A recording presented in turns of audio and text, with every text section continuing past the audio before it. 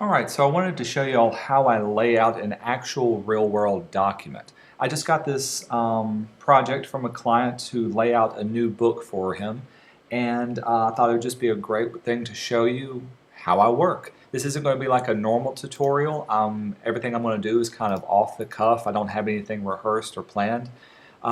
Whenever I meet with a client or first get their project, especially if it's something that's going to be printed, I always want to know what's the foundation. How are things going to be set up? If you think of a project like building a house, you start off with the foundation of the house. The size of it, how it's made and structured will determine how everything that's on top of it, all the little details, will fall into place.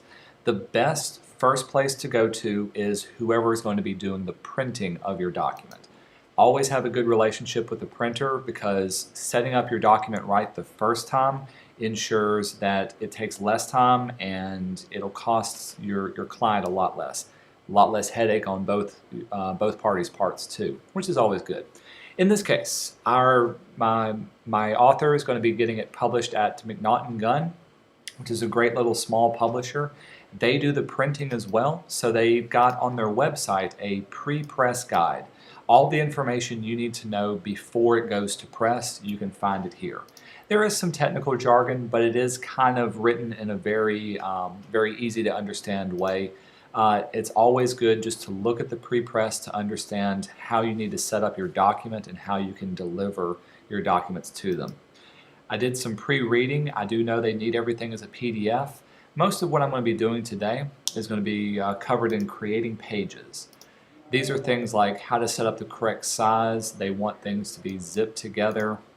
Don't save things in spreads, make it the actual page.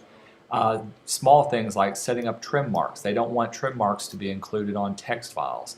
If I do have an image that's bled or has bleeding, make it 1/8 of an inch extra, those types of things.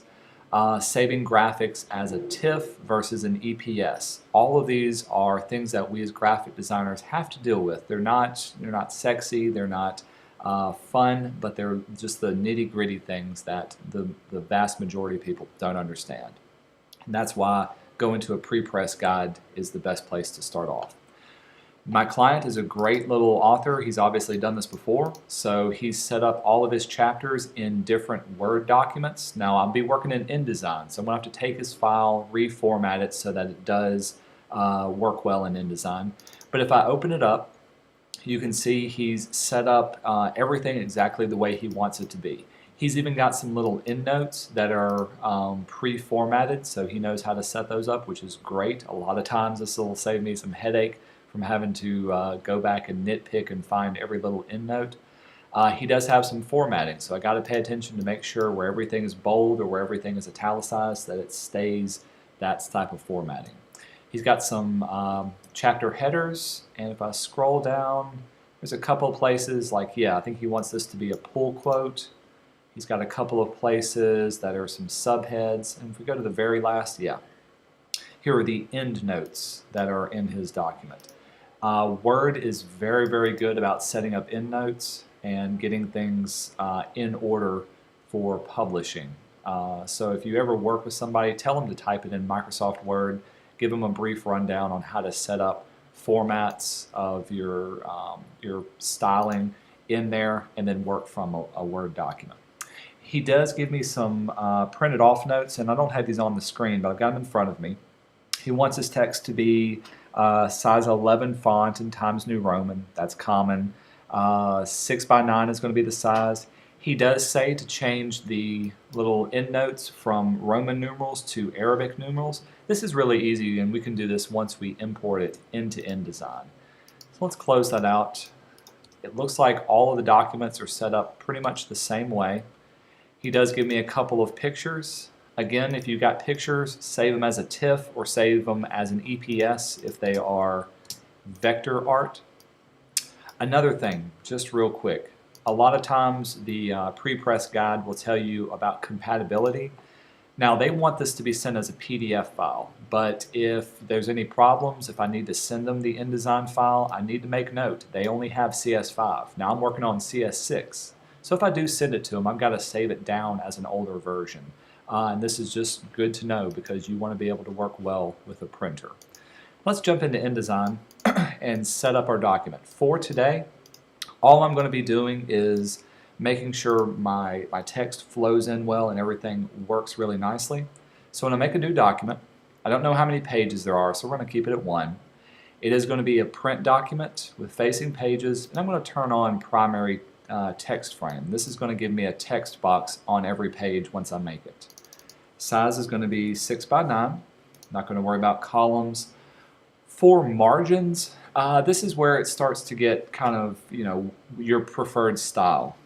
A lot of modern books have the same margins on all sides, so it'd be like 1/2 inch on the top, bottom, inside, and outside. For me personally, I'm a little more old school. I like to have some of my margins to be slightly larger on one side. In my case, I'm going to keep everything 1/2 inch, but I'm going to make the bottom, let that be a full inch, because we're going to be adding page numbers to the bottom, and that'll give a little bit more room for there. I know there's not going to be any bleeding for this one, so I'm not even going to worry about setting up bleed for this. And we'll say OK. And this is where our text document is going to be set up for just about every page. Notice I got a little bit more info down here at the bottom. If I click on my document, it's giving me an automatic text frame. And if you know what this little icon means, this means that whenever I place text into here, it's going to automatically add another page and flow everything together, because right now I've only got the one page. So let's jump in and do that. Command D to drop it in. Got everything on the CD drive. Let's see. He's also done a great job of labeling everything as chapter 1, 2, 3, so I don't have to hunt and peck for everything. When I do import, I want to show the import options. So when I say open, this will give me our options page. This options page is very important to know. So if you've got a table of contents, he does have endnotes and footnotes. It's going to include those as well. If he has any predefined styles, it's automatically going to bring in those styles as well. And we're going to keep them as the use InDesign style definition for now. Everything else will be exactly the same. We're going to preserve any style and formatting for these texts and tables as well. We'll say OK. And give it just a minute. You can start to see that it's placed in here. It's got all the same formatting, so I can scroll through, and it's automatically added the pages that I want for this one. As I do scroll through, I want to make sure that I've got the same formatting. So if something is supposed to be italicized, did it save it as italics? There it is. So there's Southern Literacy. That's what I want to see. I don't want all the text to be exactly the same. I also see that I've got the footnotes, and check this out, it's changed it from Roman numerals to the Arabic numerals. I bet if I go to the very bottom page, this is perfect. All those Roman numerals that were before are now just automatically converted over to the Arabic numerals that we're working with. Let's go back to the top. See what else we can do. I do see that I've got a large first line indent. I bet I know why. Let's open up our paragraph styles. Let's move the pages out of the way. And you can see it's automatically brought in normal paragraph styles, and even the endnote has its own paragraph style in itself. I'm going to deselect that so we don't have anything, and double click on normal. So bring up our styles option. This is the best way of changing up everything in your document without having to go through line by line, page by page. He does want the paragraph to be, instead of at 12 point, let's bump it down to 11 point. And for me, I think the default leading is a little bit tight. So I'm going to give it a little more breathing room, 14, maybe 15 inches. That will add a couple of more pages to what I'm working with, but I think it's well worth it. For this particular layout, page number isn't going to come into a factor. So I'm going to keep the leading at 15 points, scroll through and make sure everything's looking really good. Another thing is I want to make sure nothing, no other formatting. Yeah, so I want to still see my italics when possible. So those are all good. Let's get rid of this monstrous indentation on the first one. So if I go to indents and spacing, I see that it doesn't have a first line indent. So this gives me a clue that maybe there's a tab that's been set. So let's go to tabs. And I don't really see tabs set either. So something else is working through here. I may have to actually select some text to see if it can be changed up. So I'm going to say OK. All of this looks really good so far. Let's go to the top. Place my cursor within here. And yep, I can see right up there, there is a first line indent for that particular one. I bet the reason it didn't show up is because I had two different, both the normal and the endnote text selected as well. So what I'm going to do, I'm going to select all, Command A, go all the way down to our very bottom, and I'm going to deselect this text because I don't want my end text to be really set. So I'm going to Shift and click there.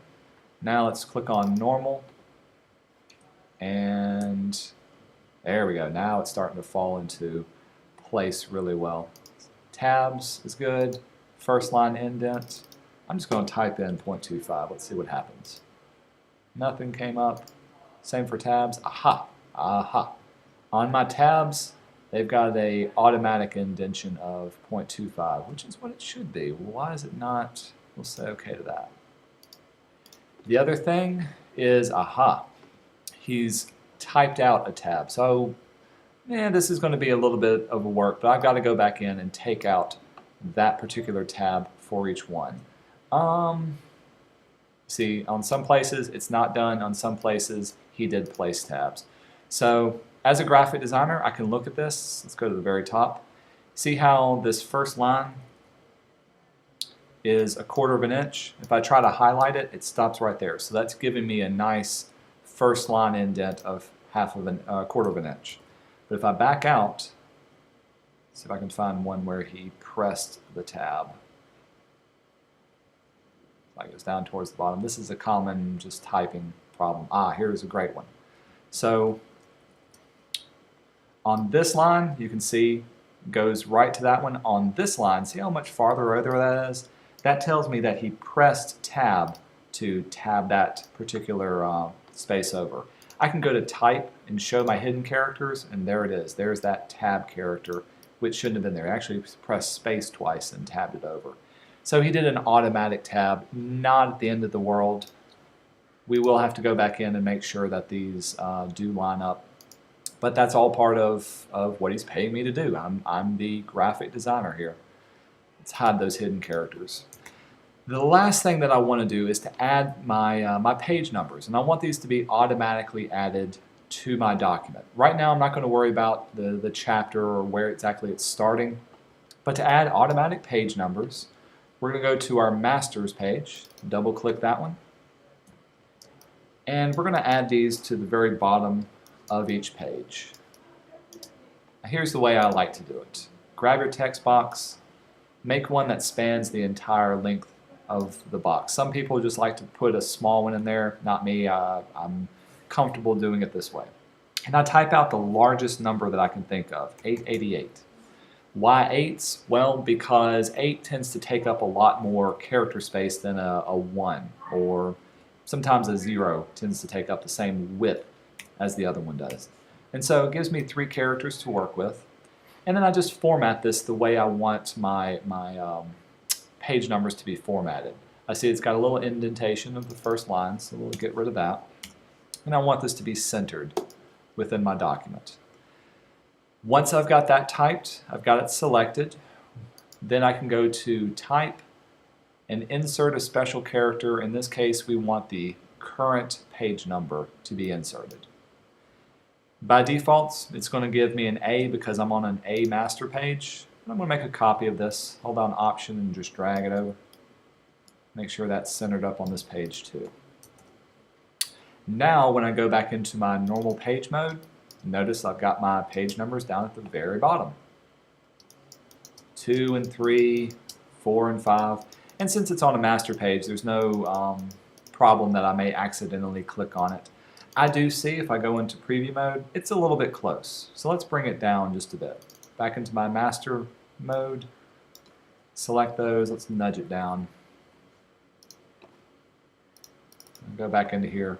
Now they're brought down. Give me a little bit more space down there at the bottom. That's not bad at all. Same way for my endnotes.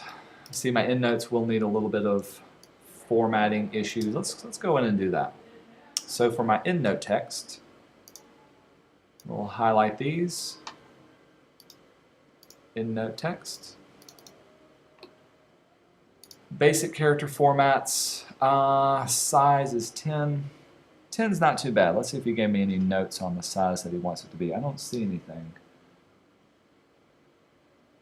That's all good. I'm going to make it a little bit smaller. And we'll set our letting to be automatic. I do, however, want all of my text to be lined up appropriately. And we're going to do this by setting the first line indentation and all the other ones as well. So let's bring this back. The left indent and negative indent. There we go. So, oops.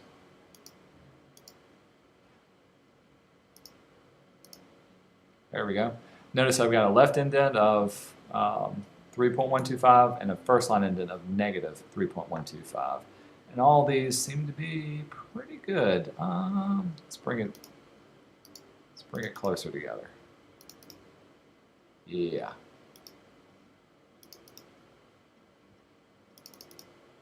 All I'm doing now is just playing around.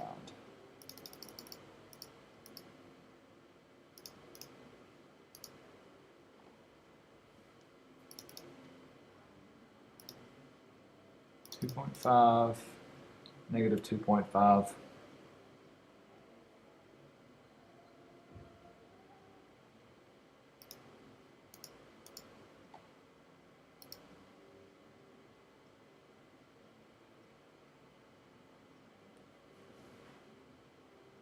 The other thing is, looks like he did do a tab after that. Let's see if adding a tab will clean some of this up. Not seeing it. I'll say okay. That's what he did. Notice how there's a lot of space in between there and there.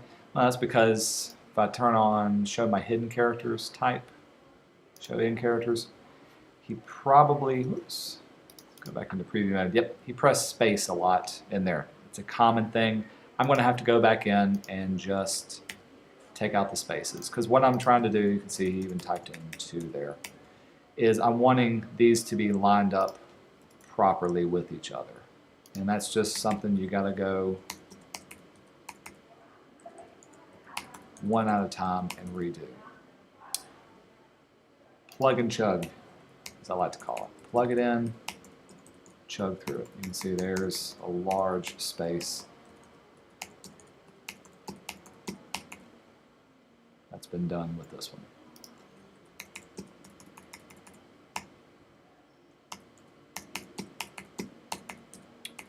Oops, didn't mean to do that.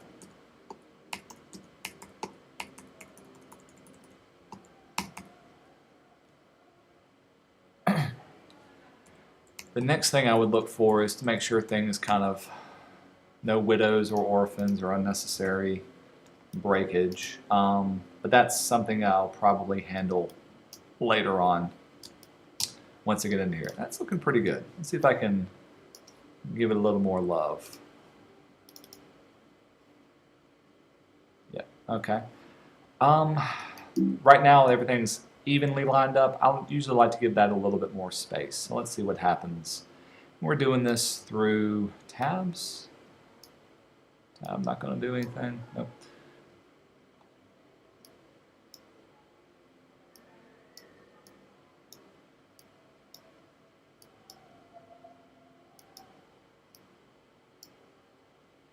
Give it a little bit more space.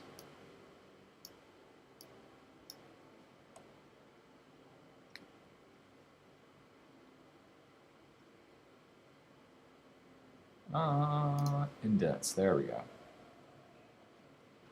I can give it a little bit more space in between each of the lines. Like right now, if I was reading this, I would say this is 2 different lines, so maybe I want some space in between those. And this is where the space before or space after comes in handy. Now they're a lot more spaced out. I think that's a little easier to read.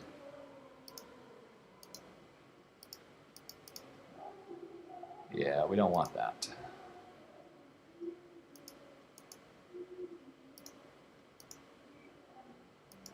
Yeah, he's just adding a tab to there. No, those are pretty nicely aligned. We'll say okay to that.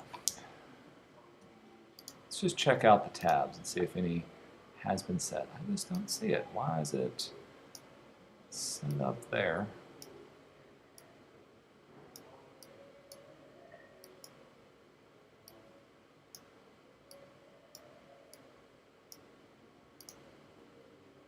No wonder it's not doing anything. Haha. Yeah. I could bring that in. Bring that over. That's looking pretty good by itself. Cool, cool, cool, cool. Close out my tab box. And since I reformatted that, let's just select this and we'll create a new EndNote text style. I'm going to save that as a keyboard shortcut of Command 2. We'll say OK. Let's get rid of that EndNote text. We'll say OK to that. And we'll apply this style to it. Clear that. That's it. Looks like I may have lost everything. Let's undo this.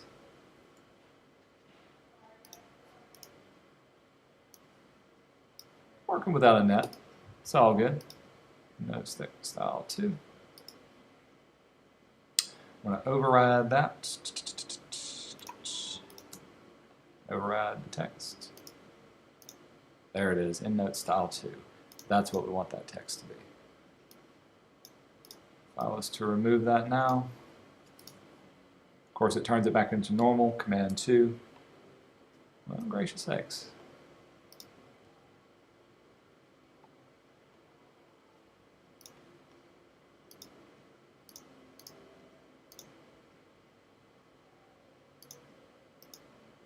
Perfect. Had to make it difficult. Okay, let's do it again. Get rid of both of those. Delete it. Normal paragraph. Same way. Undo. Gotta do it for both of them. Delete those. Normal paragraph. Normal paragraph. Now when I highlight the text, it will be, well,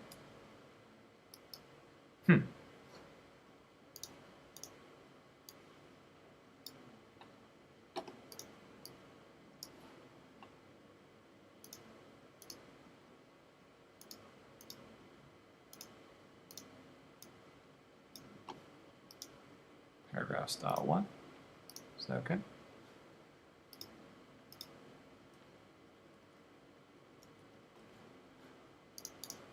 Why will it not allow me to save my EndNote text? Based on, I see, it's based on the EndNote text style. Okay, so I was trying to create a new text style that was saved as that. Whenever I do, it's based on that EndNote text style, the original one.